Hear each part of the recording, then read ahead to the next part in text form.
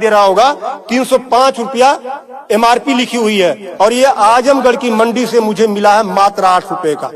कितना % कमीशन आप खा रहे हो? ये ऐसा क्यों है? इस पे भी चर्चा होती है। ये देखिए आईबी सेट है, जिसके माध्यम से ग्लूकोज ब्लड वगैरह चढ़ता है शरीर में, इसे कहते हैं आईबी सेट। इस पे जो एमआरपी लिखी हुई है वो 198, और यहाँ आप देख सकते हैं 198 रुपए की ये आईबी सेट मुझे पड़ी है मात्र 12 रुपए की। फिक्स्टर वीगो सेट लगाने के बाद जो उस पर टेप लगाया जाता है, यह मुझे पड़ी है 6 से 7 रुपए की, और इस पे एमआरपी 71 रुपया 50 पैसा। यहां भी आप देख सकते हैं। मैं इसलिए आपके बीच आया हूं। इसी प्रकार से बहुत सारे हजारों 2-3 हजार दवाएं ऐसी हैं जो 100 रुपए की दवा है 3000 की बिकती है। बाइकिल धागा जब आपका ऑपरेशन होता है, जिससे आपका सिला जाता है, वह 150 रुपए का आता है, उसकी एमआरपी 1045 रुपया आप यहां देख सकते हैं। उसी प्रकार से लंग एक्सरसाइजर 150 रुपए का आता है, जिसका प्रिंट रेट है 690 रुपया। बुखार में जो पैरासीटामॉल की जो बोतल आती छोटी सी, वो 50 रुपए की आती है, और उसकी एमआरपी यहां आप देखें, एमआरपी 522 रुपया है। कमर की बेल्ट जो 100 रुपए की आती है, उसे 500, 600, 700 रुपया प्रिंट। और तो और जब किसी की हड्डी टूटती है तो जो राड पड़ता है, राड अधिकतम रेट राड का 500 से लेके 1500 रुपया तक, अलग अलग वैरायटी है, 500 से 15 तक, लेकिन आपको 5000 से 20,000 रुपया 25,000 रुपया चार्ज किया जाता है। आपके दिमाग में आ रहा होगा कि अरे भाई डॉक्टर लगा रहे हैं, तो उसको देखिए, डॉक्टर जब आप अस्पताल में भर्ती होते हैं तो बेड चार्ज अलग, नर्सिंग चार्ज अलग, जांच की फीसें अलग, वो सब चीजें करने के बाद 1500 रुपए की चीज खरीद कर आप 20-20 हजार का बेच रहे हो।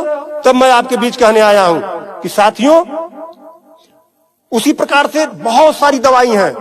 100 रुपए की दवा, एक दवा मैं देखा, ला नहीं पाया उसको, 100 रुपए की दवा, उसकी एमआरपी 2000 रुपया लिखी हुई थी। हजारों दवाइयां हैं, आपके साथ आपको लूटने का काम कर रहा है। मुद्दा ये नहीं है, मुद्दा ये नहीं है कि इस पे 305 का प्रिंट छपा हुआ है। मुद्दा ये है कि इसे छपने किसने दिया? जिसे हमने चुनकर भेजा, क्या वो दलाली खा रहा है, कमीशन खा रहा है? 8 रुपए की चीज 305 रुपए का प्रिंट वो छपने क्यों दे रहा है? ये चोरी से थोड़ा ना बिक रही है, खुलेआम बिक रही है। तो ये जिम्मेदारी सरकार की है। इसीलिए मैं कह रहा हूं कि आइए, और ये मुद्दा किसी सपा, भाजपा, कांग्रेस, किसी नेता का थोड़ा ना है, ये भारत के 140 करोड़ जनता से जुड़ा हुआ मुद्दा है। आपको आगे आना होगा, और आगे आने के लिए आपको इस वीडियो को अधिक से अधिक शेयर करवाना होगा, अधिक से अधिक लोगों को बताना होगा। इसलिए नहीं कि मेरा ये प्रचार हो जाएगा, ऐसा कुछ नहीं है। इस मुहिम को जब ये वीडियो शेयर होंगे, सोशल मीडिया एक ऐसा प्लेटफॉर्म है जिससे सरकारें हिल जाती हैं। आज मैं इस चीज को लेकर आया हूं, ये जनता से जुड़ा हुआ मुद्दा है। जब आप मेरी इस बात को, जनता की इस आवाज को अपने इलेक्ट्रॉनिक गैजेट्स के माध्यम से आगे बढ़ाने का काम करेंगे, निश्चित रूप से सरकारें डरेंगी। और मैं तो कहता हूं, सरकारों को जनता से डरना चाहिए, जनता को सरकारों से नहीं डरना चाहिए। तब मैं आपके बीच कहने आया हूं कि आइए मेरे इस मुहिम को आगे बढ़ाएं।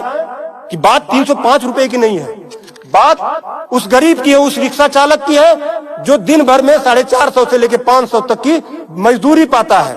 अगर उसकी तबीयत खराब हुई, वो बेहोश हो गया, उसके घर वाले किसी उसको अस्पताल लेकर जाते हैं, तो 305 रुपया वो अस्पताल केवल वीगो का चार्ज कर लेगा, फिक्स्टर का 71 रुपया चार्ज कर लेगा, और आईबी सेट का चार्ज कर लेगा। ये सब मिला के 600-700 रुपया हो गया। यानी उसकी 1.5 दिन की दिहाड़ी में अभी तो ग्लूकोज लगा ही नहीं, दवा कोई उसने खाया ही नहीं, बेड का चार्ज हमने बताया नहीं, अस्पताल का चार्ज हमने बताया नहीं। 1.5 दिन की दिहाड़ी उसकी केवल इस 3 आइटम से चली गई। आगे की दवा कहां से आएगी? तब उसका बाप खेत बेचेगा, उसकी बीबी गहना बेचेगी। इस तरह का लूट खसोट। और मैं तो कहता हूं, शर्म करो ऐसा करने वाले लोगों। 8 रुपए की चीज 305 की बेचते हो। आज आपके अस्पताल में अगर जो दाई है, उसका वेतन 7,000 है, यानी प्रत्येक दिन 210 रुपया। अगर उसकी तबीयत खराब हुई, वो आप ही के अस्पताल में भर्ती होती है, तो उसकी 3 दिन की दिहाड़ी केवल इन 3 चीजों की लग जाती है। कुछ तो शर्म करो, कुछ तो सोचो।